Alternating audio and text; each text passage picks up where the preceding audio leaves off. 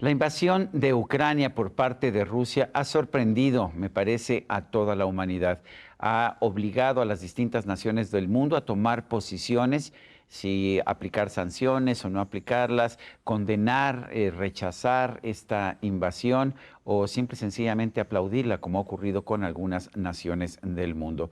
En México, pues no hemos estado separados de eso. De hecho, México es ahora parte del Consejo de Seguridad de las Naciones Unidas y esto nos da un papel muy relevante en tomar decisiones y presentar posiciones ante la comunidad internacional.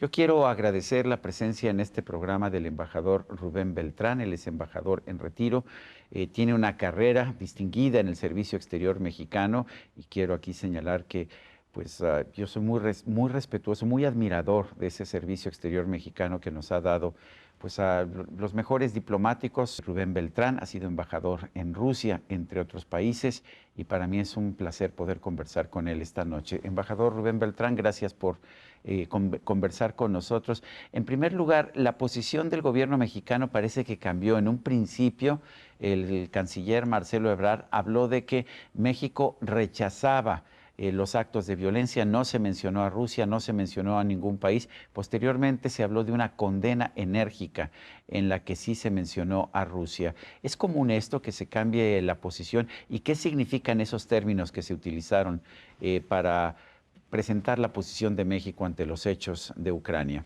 En primer lugar, muchas gracias, Sergio, por invitarme a este espacio. Me siento muy honrado de poder tratar de aportar una conversación pública en torno a este tema que tanto nos importa. En relación con la pregunta, yo diría que lo que podemos hablar es de una evolución natural de la posición de México. Lo que quiero decir con ello es que la justipreciación de lo que estaba ocurriendo en el terreno hace que normalmente las expresiones de rechazo se vayan endureciendo con el tiempo para convertirse en una clara condena, sin ambajes, sin rodeos y sin mayores calificativos. Lo digo porque considero que cuando una expresión se toma desde los primeros minutos, desde la posición de un país que está sentado en el Consejo de Seguridad, esto lleva a ir evaluando por sus propios medios, los que estos sean, la, la, la situación en el terreno y la situación en el concierto internacional. Una vez que no hay ninguna duda, me parece que se da esta evolución que ahora se comenta y que señalas de manera muy clara. ¿Cómo debemos considerar esta situación? El gobierno de Rusia dice que estuvo obligado a invadir Ucrania porque su propia seguridad estaba en juego. ¿Es verdad esto y justifica esto la invasión de un país vecino? Pero quiero empezar por el final de la pregunta. Yo creo que nada justifica la invasión de un país vecino, de un país soberano, ni tampoco que haya un atentado a su integridad territorial. Eso lo quiero dejar sentado de entrada.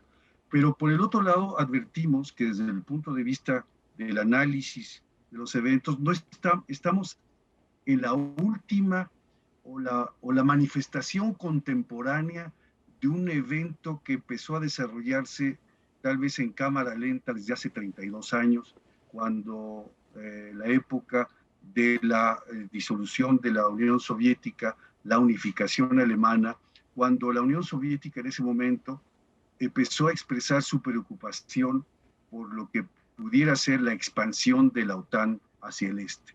Hay, si bien, como dicen los miembros de la OTAN o los propios Estados Unidos, no hay ningún documento firmado que lleve a asegurar que Occidente le certificó por escrito a la Unión Soviética y a Rusia después de que no habría una expansión de la OTAN. Sí, hay documentos en el archivo de la Universidad George Washington, es su archivo de seguridad nacional, que nos llevan a ver minutas de la época, nos llevan a ver correspondencia entre actores principales que parten de una expresión muy importante de James Baker, atribuida a James Baker, el entonces secretario de Estado de George Bush padre, que se había entrevistado con Gorbachev, acompañado de su canciller Kozyrev, donde James Baker había dicho, señor secretario general, la, respecto a la expansión de la OTAN, no habría un crecimiento ni una pulgada hacia el este. Eso quedó ahí marcado, está registrado en minutas, en documentos, etcétera. Y de ahí siguió expresiones después del propio Bush,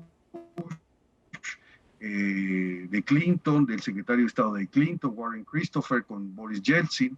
En fin, hay todo un bagaje de antecedentes que incluyen intervenciones tempranas de Vladimir Putin en 2008 como primer ministro en la cumbre de la OTAN de Bucarest de 2008, donde se había invitado formalmente a Ucrania a ser parte de la OTAN y donde tuvo una reacción muy enérgica en su discurso, y después en el 2010, en el 2012, etcétera, con el antecedente 2008 de la guerra de Georgia. En fin, sí podemos encontrar antecedentes que nos dicen que para Rusia el crecimiento de la OTAN hacia el este y la instalación de infraestructura militar en esos territorios ya cercanos, sino que inmediatos a su frontera, representan, en su juicio, subrayo, en su juicio, una amenaza a su seguridad, una amenaza de carácter vital a su seguridad. Aunque supongo que Ucrania, como un país soberano, así como las repúblicas del Báltico, Letonia, Lituania y Estonia, pues tienen derecho a decidir su futuro y sus alianzas, ¿no es así? Sin duda, todo país soberano tiene derecho a aspirar, porque al final depende del conjunto de naciones que ya están congregadas en torno a un tratado, un acuerdo, decidir si aceptan o no. Pero toda nación soberana tiene derecho a aspirar a pertenecer a alguna alianza de carácter militar, comercial, político, etcétera. Aquí los rusos, hay un principio que se encuentra en un acta firmada, que se llama el Acta de Seguridad Europea de la Cumbre de Estambul, de la Organización para la Seguridad y Cooperación Europeas, la OSCE, en su artículo 8 de esa declaración que firmaron todos los países miembros de la OSCE, incluyendo Rusia, en la que se señala lo que se llama ahora, o lo que llaman algunos analistas, el principio de indivisibilidad de la seguridad, que lo explico como se señala en ese artículo 8, que dice que ningún Estado tiene el derecho de reforzar su propia seguridad a expensas de la seguridad de otro Estado. Ese principio de indivisibilidad de la seguridad es lo que los rusos alegan como un principio jurídico que debería de observarse en el momento de que se accede o no a estas alianzas de carácter militar. Embajador, el gobierno de México ha tomado la decisión de condenar enérgicamente la invasión, pero el propio presidente de la República ha señalado que no va a aplicar sanciones económicas a Rusia. ¿Cómo se encuadra esto dentro de la tradición diplomática mexicana? Yo creo que en la tradición diplomática, llevemos algunos ejemplos, por ejemplo, el caso del golpe de Estado de Chile en el 73, el caso en otros casos, ahorita fue el primero que se me vino a la mente. Sudáfrica, por ejemplo, en Sudáfrica sí aplicamos, a la Sudáfrica racista sí le aplicamos sanciones, tengo entendido. Es cierto, yo creo que no necesariamente en el repertorio de las acciones, estas deben ir aparejadas de una sanción de carácter económico, por encima de la aplicación de sanciones, independientemente de la justificación política de aplicarlas o no, debe estar el tipo de la solución pacífica de las controversias. Hay momentos en que, y eso hay muchas escuelas de pensamiento, que la aplicación de sanciones no necesariamente coadyuva cuando digo aplicación de sanciones me refiero a aplicación de sanciones por toda la comunidad internacional, no necesariamente es conducente a un clima de conversaciones o de negociación. Pero creo yo que habría que ver también qué tan significativas, importantes pudieran ser las sanciones que pudiera aplicar México como elemento de disuasión o como un elemento de mero acompañamiento de un movimiento pues ya casi generalizado de poner sanciones en contra de Rusia. Yo, en lo personal, soy más partidario de usar todos los métodos posibles por buscar una solución conversada, negociada, que permita a las partes dirimir sus diferencias y encontrar una salida a un conflicto. En 1960 México no acompañó las sanciones de Estados Unidos a Cuba, que sí fueron seguidas por muchos otros países, en particular de nuestro continente americano. ¿Tuvo eso consecuencias? ¿Y qué podemos esperar ahora del gobierno de Estados Unidos si siente que no tiene respaldo de México para aplicar sanciones que aíslen realmente al gobierno de Vladimir Putin allá en Rusia? Sí hubo un impacto importante porque México se distinguió en ese momento por tratar de salvaguardar un espacio de conversación y que respetara la soberanía de Cuba en ese momento cuando se dio esta álgida discusión en el seno de la Organización de los Estados Americanos. Pero por otro lado, yo diría, en relación con la vecindad con Estados Unidos, yo creo que debe quedar claro, suficientemente claro a los Estados Unidos, que México está en el lado correcto de la historia y también debería quedar claro que la aplicación o no de sanciones es un tema que para un país como México es más complejo que acompañar todos los esfuerzos que se pudieran hacer en el seno de Naciones Unidas o en cualquier mesa de negociación.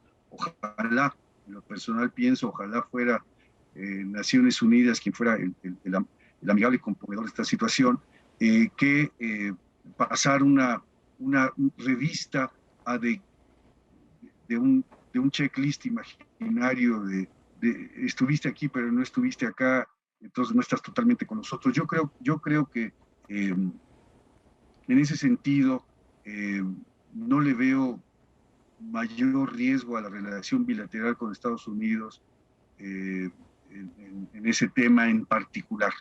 Por el momento, entonces, señor embajador, ¿usted piensa que el ofrecer esta condena enérgica a lo que es sin duda un acto de agresión, pero no participar en sanciones, son medidas adecuadas para la actual situación que se está viviendo en Ucrania? Yo creo que son medidas adecuadas, sumadas a un tercer elemento, la disposición de México a ser un actor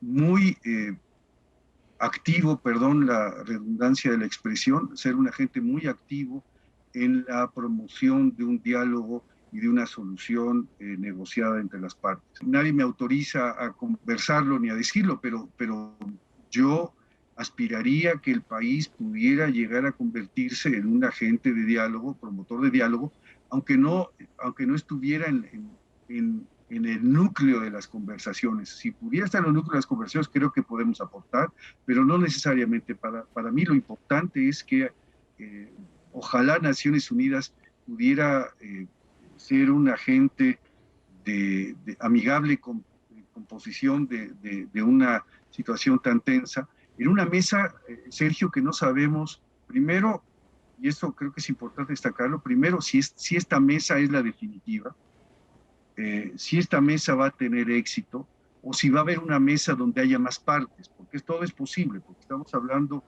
de un tratamiento estrictamente bilateral de la crisis, eso es factible, pero también es factible que la solución pudiera ser que otros actores se subieran a la mesa y pudiera ser que esta mesa fallara, pero no quiere decir que el diálogo al final va a fracasar. Puede ser que tengamos una mesa en Ginebra más adelante, etcétera. Yo creo que todos debemos estar preparados a dos cosas. Uno, a que como un infante precario tenemos que tener esta mesa o este diálogo nutriéndolo de todo tipo de cuidados para que pueda prosperar, no desanimarnos si este diálogo se rompe con tal de que pudiera volver a crecer bajo el mismo formato o bajo otro, porque eso es lo que es imperativo. Estamos, en la agenda internacional estamos muy llenos de falsas salidas, de salidas en falso, pero lo importante es que el espíritu de conversación prevalezca en un ambiente u otro y que esto pudiera acercar a las partes y encontrar soluciones pragmáticas. Y en el momento de la negociación hay que recordar, rápidamente que negociar no es claudicar y que todo el mundo tendrá que poner algo para poder encontrar una solución a este complejísimo tema. Embajador Rubén Beltrán, gracias por esta conversación. Al contrario, un honor. Y a usted, amigo televidente, que hace posible este programa, se lo agradezco también. Esto es todo por hoy, pero no se le olvide. Nos vemos la próxima.